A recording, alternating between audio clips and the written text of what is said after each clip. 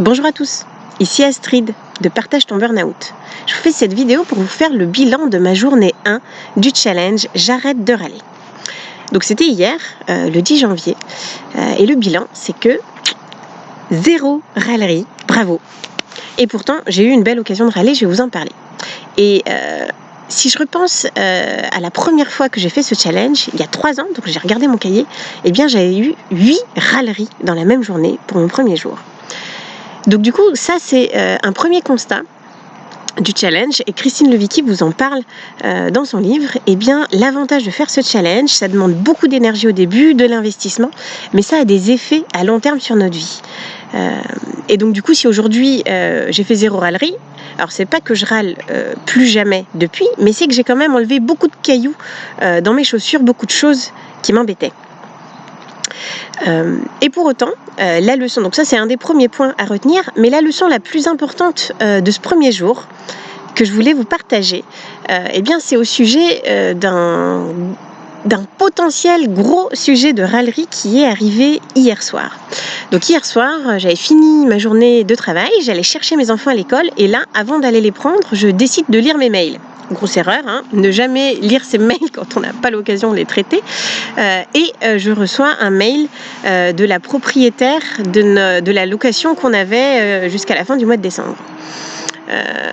Alors moi je m'attendais plutôt à des remerciements comme quoi on avait laissé la maison nickel, et en fait c'est une liste de toutes les choses qu'on a mal fait. Donc voilà, donc c'est pas facile à digérer, je me sens piquée dans mon ego, je me sens en colère parce que je trouve que c'est pas juste, et en même temps j'ai absolument pas le temps de gérer ça parce que c'est le moment de récupérer mes enfants.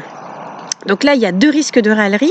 Le premier, c'est de se plaindre, de se dire « oh là là, encore des problèmes ou de montrer des coupables, encore des méchants voilà, qui nous accusent pour rien. Et ça va, parce que en ayant fait le challenge il y a 3 ans et en ayant continué à garder la philosophie « j'arrête de râler », ça, c'était pas un souci pour moi. Mais le deuxième que je voyais, c'est que comme je pouvais pas régler cette problématique tout de suite, le risque, c'était que ça retombe sur les enfants. Alors attendez, je me décale parce qu'il y a le soleil qui est magnifique, voilà, mais qui m'empêche de voir. Le risque, c'était que ça retombe sur les enfants, que je sois tendue tant que j'avais pas réglé ce problème, et que voilà, au premier dérapage, ça tombe sur eux. C'était plutôt ce risque-là que je voyais. Et je me suis dit, bon, je suis en plein challenge, cela n'arrivera pas. Donc, j'ai quand même fait un petit peu cocotte minute le temps d'aller les récupérer, mais dès qu'ils sont arrivés dans la voiture, qu'on a eu un moment de calme à 3, eh bien, je leur ai fait part de ce qui n'allait pas. Je leur ai dit, écoutez, voilà, j'ai reçu ce mail, et je sais pas si vous avez remarqué, mais là, je suis un petit peu tendue, et voilà. Donc, ce que je vous demande, eh bien, ce soir, c'est de m'aider, parce que ça va peut-être pas être facile pour moi d'être au top. Et ce qui est génial, c'est que les enfants ont été adorables, donc c'est aussi voilà, grâce à eux qu'on a passé une bonne soirée et que la cocotte minute n'a pas explosé.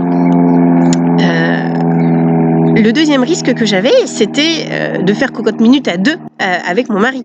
Parce que se gérer soi, c'est une chose, et le problème de la râlerie, c'est qu'elle peut être très contagieuse. Et donc, on peut facilement se mettre à la partager avec les autres. Et donc, du coup, c'est aussi un sujet qu'on a abordé en couple, de se dire, bon, voilà, quoi qu'il arrive, on va gérer la situation, puisque de toute façon, c'est une situation à gérer. Hop, je me décale encore. Mais quoi qu'il arrive, ça ne va pas gâcher ni notre soirée, ni notre week-end. Et ça, c'était une décision...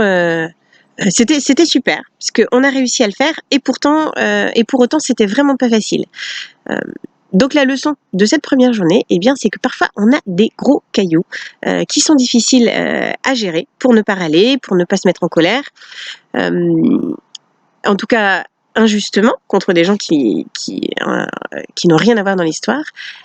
Et là, l'outil, ce qui a été utile pour moi, eh bien, ça a été d'oser en parler et de demander de l'aide à mon entourage, de dire ben voilà, moi là je suis dans une situation que j'ai du mal à gérer moi-même. Et si tous ensemble on fait front pour se dire qu'on va passer une bonne journée quoi qu'il arrive et que des solutions se présenteront, eh bien c'est quelque chose qui fonctionne bien. Voilà, eh bien merci à tous et à bientôt sur ce challenge. J'arrête de râler.